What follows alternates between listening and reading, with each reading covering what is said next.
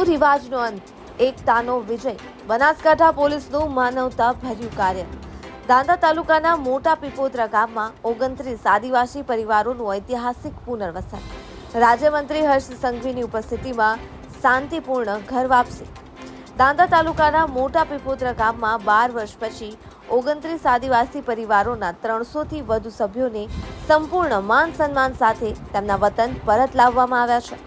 એકતા અને સમાધાનના સંદેશ સાથે યોજાયેલા ઐતિહાસિક કાર્યક્રમમાં ગૃહ રાજ્યમંત્રી શ્રી હર્ષ સંઘવીના નેતૃત્વમાં આ ઇતિહાસ રચાયો હતો. આ સમગ્ર પ્રક્રિયામાં બનાસકાંઠાના જિલ્લા પોલીસ અધિક્ષક શ્રી અક્ષયરાજ મકવાણાની માનવતાભરી ભૂમિકા પ્રશંસાપાત્ર રહી હતી. તેમણે 12 વર્ષથી જુદા રહેલા પરિવારોની વિગતવાર માહિતી એકત્ર કરી બંને સમુદાય વચ્ચે શાંતિ અને સમજ આપી સંવાદ પ્રક્રિયા હાથ ધરી. તેમના નેતૃત્વમાં ગ્રામ પંચાયત અને તંત્ર વચ્ચે ઉત્તમ સમન્વય સાધી આત્મવિશ્વાસભર્યા પુનર્વસનની જાહેરાત કરી હતી. પ્રાચીન ચડોતરું જેવી પરંપરાના કારણે ગામ છોડીને ગયેલા આ પરિવારો માટે સરકારશ્રી દ્વારા વસવાટ માટે જમીન સમતળ બનાવી ખેતીલાયક બનાવવામાં આવી છે. સાથે જ મકાન, શૈક્ષણિક કીટ, રાશન અને વ્હીલચેર જેવી જરૂરિયાત સુવિધાઓ પણ પૂરી પાડવામાં આવી. બનાસકાંઠા જિલ્લા અધિક્ષક અક્ષયરાજ મકવાણાની આ કામગીરીથી સમગ્ર બનાસકાંઠા જિલ્લામાં ચારેય કોર પ્રશંસા કરવામાં આવી રહી છે. મંત્રીએ જણાવ્યું કે આજે છેવાડાના ગામમાં ભાઈચારાના નવા યુગની શરૂઆત થઈ છે. આ સમાધાન સમગ્ર ગુજરાત માટે ઉદાહરણરૂપ બનશે. રેન્જ આઈજી ચિરાગ કોરડિયા, ધારાસભ્ય અનિકેત ઠાકર, કલેક્ટર મિહિર પટેલ તથા અન્ય અધિકારીઓની ઉપસ્થિતિમાં સમગ્ર કાર્યક્રમે નવા ઇતિહાસનો આરંભ કર્યો. અહેવાલ ગૌતમ છત્રાલિયા, BNK ન્યૂઝ, બનાસકાંઠા.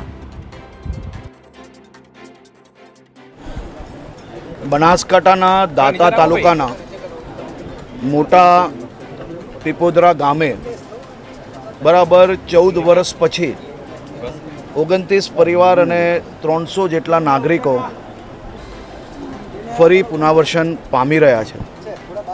હું બનાસકાંઠા જિલ્લા પોલીસને, વહીવટી તંત્રને ખૂબ અભિનંદન આપું છું કે જેમને માત્ર કાયદાની ચોપડીએ નહીં પરંતુ સામાજિક અને પ્રેમની ચોપડીએ બેઉ સમાજોની વચ્ચે રહીને છેલ્લા અનેક મહિનાઓથી બેઠકો કરાવીને વહીવટી તંત્ર બનાસકાંઠાને અને પોલીસે સાથે મળીને આ બેઉ સમાજને ભેગા કર્યા, બેઉની વચ્ચે વેર પૂર્ણ કરાવ્યું અને વર્ષો જૂની જે પ્રથા છે એ પ્રથાને બાજુમાં મૂકીને આગળ વધવાનું અને પ્રેમના સંબંધને એક નવો સંબંધ બનાવરાવીને આ લોકોને આજે પાછું પુનર્વસન કરાવરાવ્યું છે.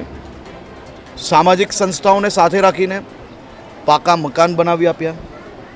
ખેતીની જગ્યાએ જ્યાં જંગલના ઝાડવા આવી ગયેલા હતા સાફ કરીને પોલીસ અને વહીવટીતંત્ર સાથે મળીને આખી જગ્યા સાફ કરીને આપી. આજે આપ જોઈ શકો છો ફરી ખેતી કરતા થઈ ગયા લોકો.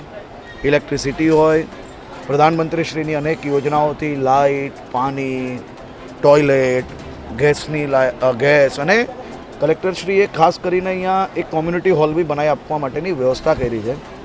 પહેલી વાર આપે જોયું હશે કે આટલા નાના ગામમાં કલેક્ટર અને SP પોતે એક ટીમ તરીકે છેલ્લા અનેક દિવસોથી મહેનત કરીને આ પ્રોજેક્ટને સફળ કરે છે.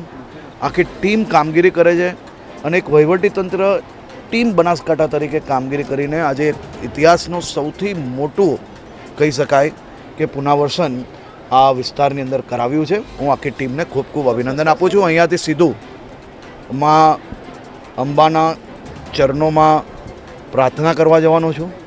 આ બધા જ પરિવારો ફરી એકવાર સાથે મળીને અહીંયા ખુશખુશાલ જીવન જીવી શકે તેવી માં અંબા બધાને મનોકામના પૂરી કરે અને ભાદરવી પૂનમના મેળાની તૈયારીની સમીક્ષા લઈશ.